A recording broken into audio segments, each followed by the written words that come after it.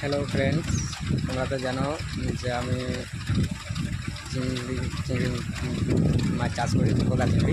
ঠিক আছে, ওখানে আমি দেখেছি কীভাবে দেখাতে পারি। তা আজকে আমাদের মাছ হাট হবে, সেল হবে।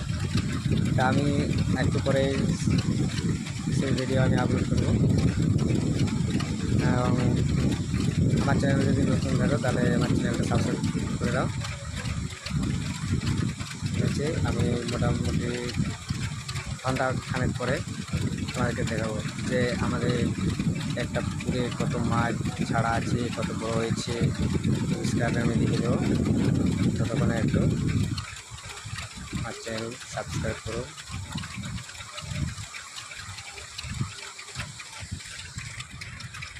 ঠিক আছে, তাহলে একটু পরে আমি আবার দেখাবো